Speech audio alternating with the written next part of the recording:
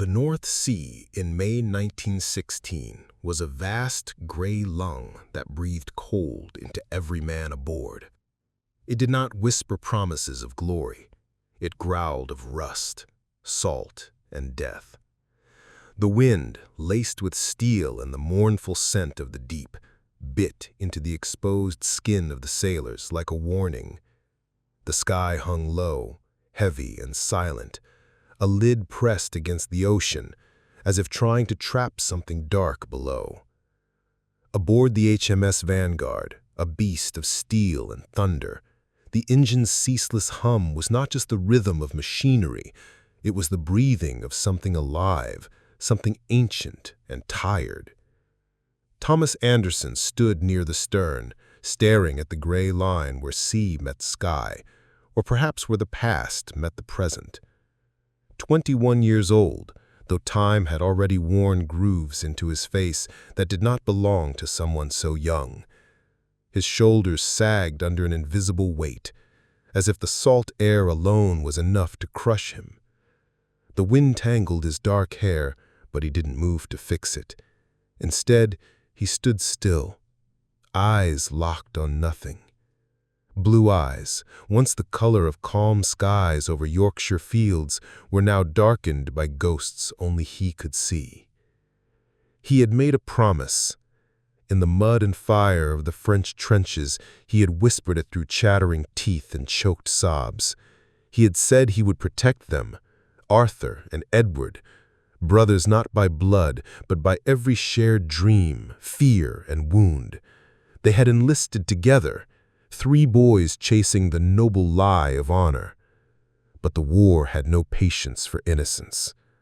Arthur had fallen screaming in a shell crater, and Edward had bled out in Thomas's arms, his last breath a rattle that still haunted Thomas's dreams. Now only Thomas remained, breathing for 3, and that breath had grown heavier with each passing dawn.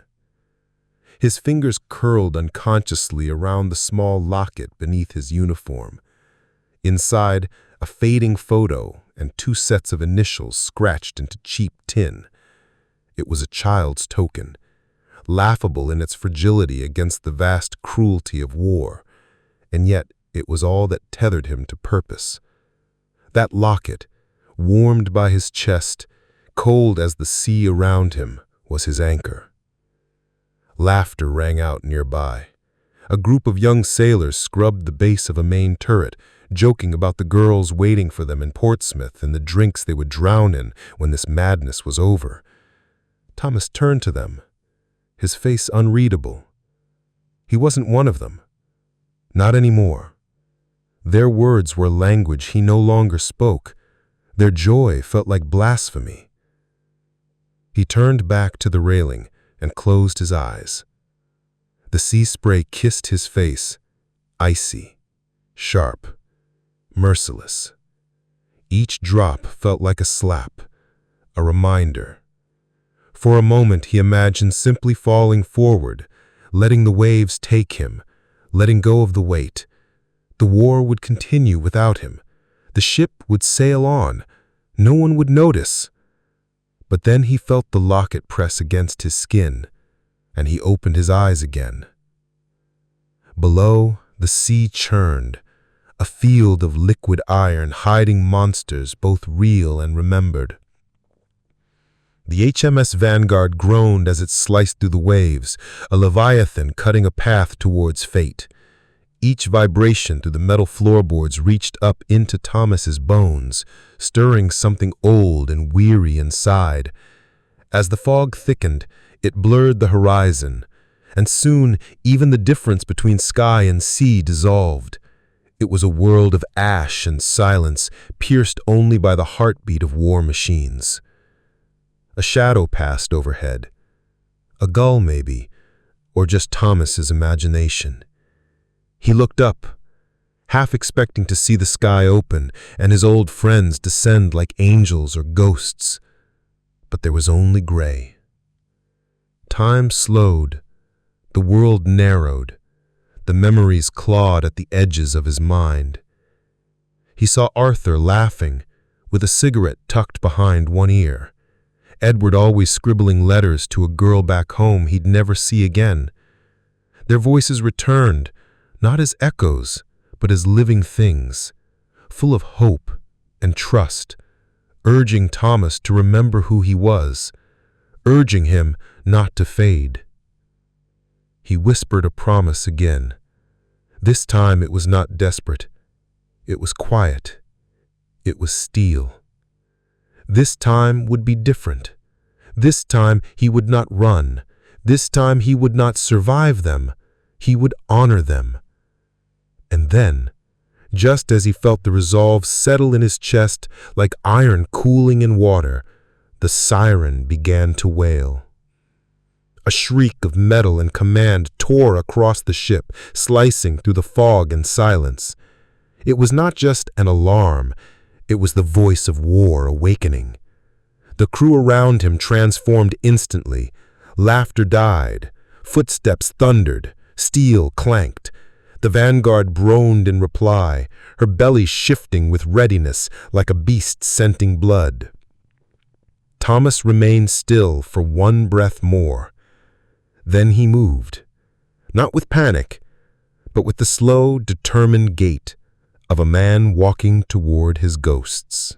The battle alarm did not just sound. It ripped through the silence like a blade tearing open an old wound.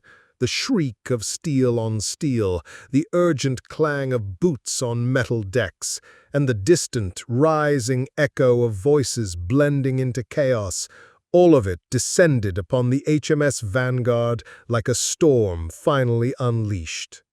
In that moment, the ship transformed.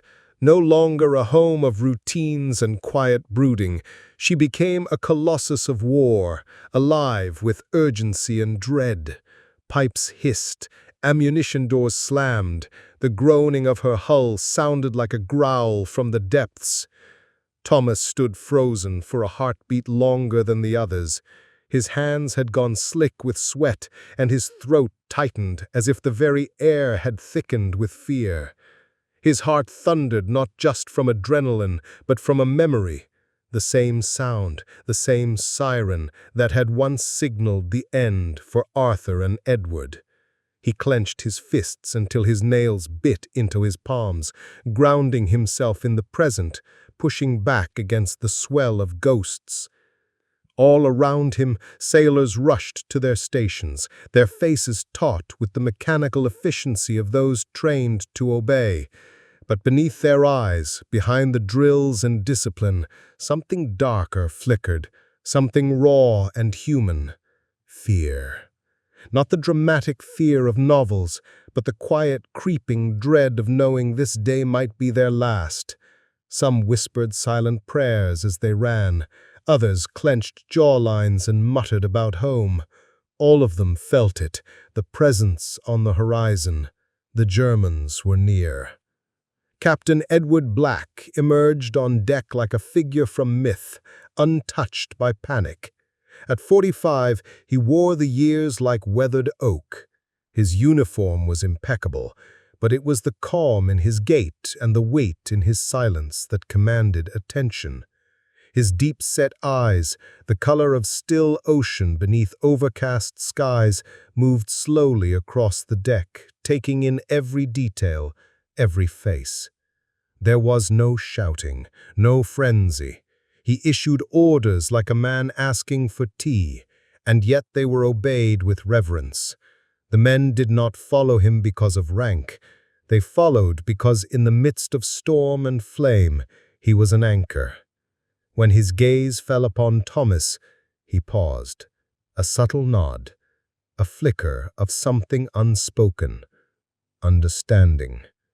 It was the only warmth Thomas had felt in days. Thomas straightened.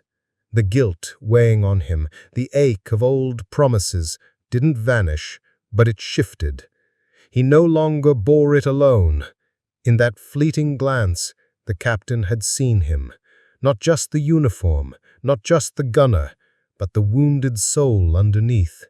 And that recognition gave Thomas purpose again. Below deck, murmurs passed like smoke. The German high seas fleet had been sighted. Whispers described them as beasts of steel, more machine than ship, built with cruel precision and cold resolve. The SMS König in particular was spoken of like a nightmare, its guns thunderous, its armor impervious, its heart black as the Baltic. The British sailors spoke of it as one might speak of death, familiar, inevitable, but still terrifying. The crew of the Vanguard prepared in silence, broken only by the grinding of chains and the closing of watertight doors. Thomas moved through the lower corridors toward the gunnery deck. He passed men whispering names, of mothers, of wives, of daughters unborn. A stoker kissed a worn photograph before tucking it into his pocket. Another crossed himself and muttered a prayer in Gaelic. These were not gestures of courage, but of acceptance. The air grew thicker with oil, smoke, and tension. Every bulkhead felt like it pulsed. The ship trembled not from movement, but from the anticipation of violence. Thomas reached his station beside one of the massive 12-inch guns and placed the hand against the warm steel. It vibrated softly, alive, waiting to scream. For a moment he closed his eyes and allowed the ocean's song to fill his mind. The low hum, the rhythm of boots above, the metal creaking under its own weight. Somewhere far away, artillery boomed. It was distant, muffled, like thunder behind mountains, but it was coming closer. The first shell would come soon. Thomas tightened the grip on the locket beneath his coat. He whispered their names, not as ghosts, but as witnesses. Arthur, Edward. He was not afraid for himself. He was afraid to fail again, to fail them, to die without meaning. The sea outside would not weep for them. The fog would swallow wreckage and bone alike. Only memory remained. And then, almost tenderly, the ship shifted. A signal. The Vanguard began to turn. Guns aligned. Voices over the comms shouted bearings and distances. The fog parted just enough for a glimpse of something enormous, a silhouette, a shape, not a ship, a monster. The German dreadnoughts emerged like demons from the mist. Their dark hulls pierced the horizon, low and hunched like predators. The König led them, her forward guns already tracking. A sailor beside Thomas muttered that they were walking into the mouth of hell. Thomas did not reply. He watched the beast through the haze and let the fear settle into his spine. Cold, electric, real. And then he nodded once to himself. This time he would not break. This time he would stand. The air trembled. Somewhere a shell was already flying. The first cannon blast did not just rupture the air. It shattered the silence of existence. It came like the voice of a god, screaming down from the heavens in judgment. A burst of flame erupted from the forward turret of the Vanguard, and a split second later, the recoil thundered through the entire ship, shaking every bolt and bone. The battle had begun, not with ceremony, not with strategy, but with chaos. The sea itself seemed to recoil. Thomas's world narrowed to a blur of smoke and fire. His station, a massive artillery turret, became his universe. Orders echoed through the tight compartment. The air turned thick with sweat, oil, and the sulfuric tang of burnt powder. With every round fired, the gun screamed like a wounded animal, and the vibrations tore through his body. The sound was not heard. It was felt, deep in the ribs, like a second heartbeat pounding in panic. There was no time to think, only to move. He loaded, aimed, fired, repeated, again, again. Each motion drilled into him by months of training, now executed with the precision of desperation. Around him, men yelled numbers, shouted bearings, grunted through pain as they passed shells the size of coffins. It was not glory. It was labor, brutal and endless inside a steel furnace that never cooled. And then came the reply. The German shell struck not far off the port bow. A plume of seawater and steel rose 100 feet into the sky. The sound followed after, deep and guttural, like the growl of something ancient rising from the ocean floor. More impacts followed. One landed starboard, shaking the deck beneath Thomas's boots. The other struck a nearby destroyer, splitting it in half like a toy boat. Flames erupted. Men, real men with stories and families and names, were flung into the sea like debris. Thomas felt his stomach twist, but he did not look away. He could not afford to. The Koenig had locked onto them, her guns flashing with monstrous rhythm, each blast a hammer strike against the very idea of safety. He thought of Arthur and Edward, not just their faces, but their voices, their laughter, the way Arthur sang badly when drunk, the way Edward always tapped his foot when nervous. They were not memories anymore, they were fuel. He would not waste their deaths by hesitating. He fed the gun another round, fired again. The bridge crackled with static and the captain's voice came through, calm but firm, guiding the Vanguard's retaliation. Thomas could barely hear the words, but the tone carried across the chaos like a hand on the shoulder. It reminded him that someone still held the helm. Someone still believed this fight could mean something. Smoke began to choke the sky, turning daylight into dusk. The air grew hotter, thick with carbon and flame. A fire broke out near the secondary battery. Thomas saw men running with buckets, some screaming orders, others too disoriented to act. One man's uniform was aflame as he staggered toward the railing. No one reached him in time. Still, the guns fired. A direct hit rocked the ship, a German shell tearing through the portside hull. The floor heaved, the wall near Thomas cracked and sparks sprayed from the broken wire lines. He was thrown back against the bulkhead, ears ringing. His vision blurred. A scream rang in his ears, his own or someone else's, he couldn't tell. The world pulsed in and out of focus. Blood dripped from somewhere on his temple. But through the smoke, he saw movement. Captain Edward running across the main deck. He moved with grim purpose, waving off an unsign who tried to stop him.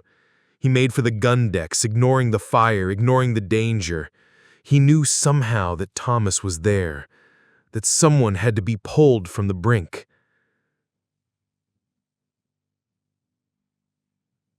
Another tremor, sharper this time.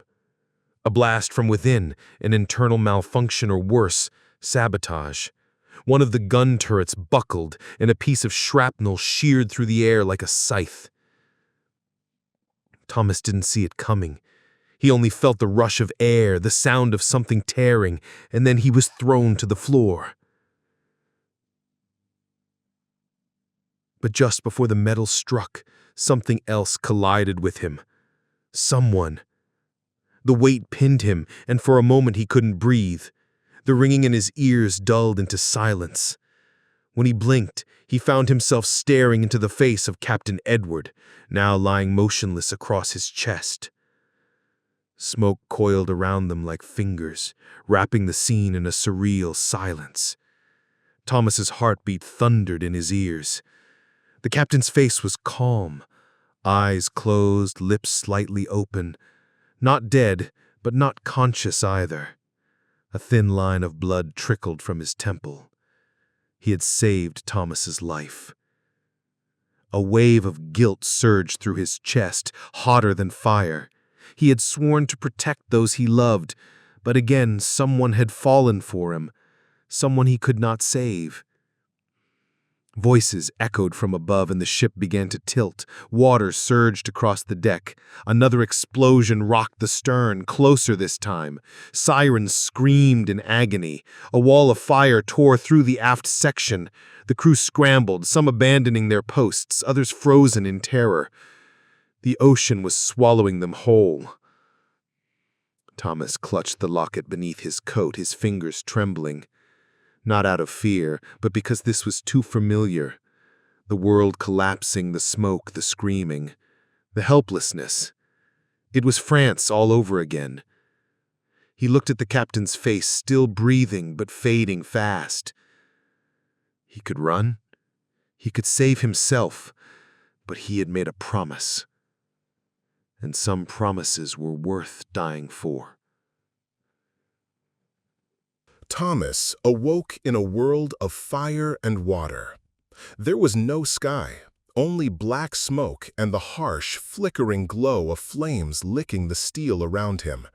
The Vanguard, his iron fortress, his floating purgatory, was dying. The ship groaned like a wounded beast, her metal ribs twisting with every blast. Pipes burst, spraying steam into already choking air. Every surface burned to the touch. The soundscape was a symphony of collapse, explosions, screams, creaking steel, and beneath it all, the deep, sorrowful moan of the ship's hull splitting open. He lay sprawled near the ruined gun deck, his body screaming from a dozen new injuries. His ribs ached, his leg throbbed with blinding pain, and his uniform clung to him, soaked with blood, sweat, and seawater. He forced himself to rise. One breath, then another. Each step through the debris was agony. Each second a battle between survival and surrender. And then he remembered. Captain Edward. He stumbled back through the wreckage, half dragging himself, half running, eyes darting past flames and falling cables. The captain had shielded him from death, and Thomas refused to let that sacrifice be in vain. Along the way, he passed men crying out for help, some pinned beneath twisted bulkheads, others missing limbs, their faces twisted in disbelief that this could be how it ended. The hallways were narrower now. Collapsed beams forced him to crawl through some corridors. The walls were hot, blistering, and the air grew thinner. He saw sailors praying, some calling out names that would never be answered. One man clutched a Bible, whispering psalms with eyes wide open, staring into nothing. Another sat slumped against the wall, a gaping wound in his chest, murmuring apologies to a woman he would never see again. Death was everywhere, but Thomas pressed on. He found the captain where he had left him, still breathing, but just barely. Edward's skin was gray, his brow beaded with sweat, and his uniform dark with blood. His eyes fluttered open as Thomas approached, and a faint sound escaped his lips. It was not a command, not a plea, just a single, broken whisper. Run. Thomas knelt beside him, his hands trembling. He tried to lift the captain's upper body, but Edward groaned in pain, his head lolling back. The older man's eyes, though dim, held the clarity of someone who knew what was coming. He was trying to spare Thomas. But Thomas could not leave. He whispered that he couldn't go, that he wouldn't fail again, his voice cracking under the weight of memory. Not after Arthur, not after Edward, not after all the blood he had carried in his heart. He clutched the locket tighter, feeling it burn against his chest. The metal no longer offered comfort. It was a wound. Another explosion tore through the lower deck. The floor shuddered violently, and a pressure wave flung Thomas sideways. Water burst through the walls like claws, rushing in with terrifying force. Steam hissed. The lights flickered, then died. In the darkness, Thomas tried to rise, but something had shifted. The corridor had collapsed behind him. The way out was gone. He turned to the captain, who was staring upward now, lips parted in silence. His breath was slow. barely there. The water rose. It was freezing, a cold that stole breath and memory. It filled the corridor like a beast, swallowing machinery, extinguishing flame, pulling everything toward the abyss. Thomas reached for the captain again, but his arms were weak, numb. The water was up to his chest now. He could feel the pull of the current, dragging at his boots. Above them, a beam groaned, then snapped, crashing down and blocking the last open hatch. The sea had claimed the ship. Thomas looked at the captain, whose hand floated limply in the rising water. His lips had stopped moving. His eyes had closed. And yet, Thomas didn't scream. He didn't thrash. He didn't fight. He let go. As the water rose past his chin, as the cold became a numb, suffocating silence, he closed his eyes. And he saw them. Arthur, smiling with mud on his cheeks and mischief in his eyes. Edward, sitting by the fire, writing letters, humming an old lullaby. Captain Edward, walking the deck with pride, calm amid chaos. They stood on a shore that was not real, a dream shaped like memory. And they were waiting. For him. The pressure crushed his lungs. He opened his mouth, not to scream, but to release everything.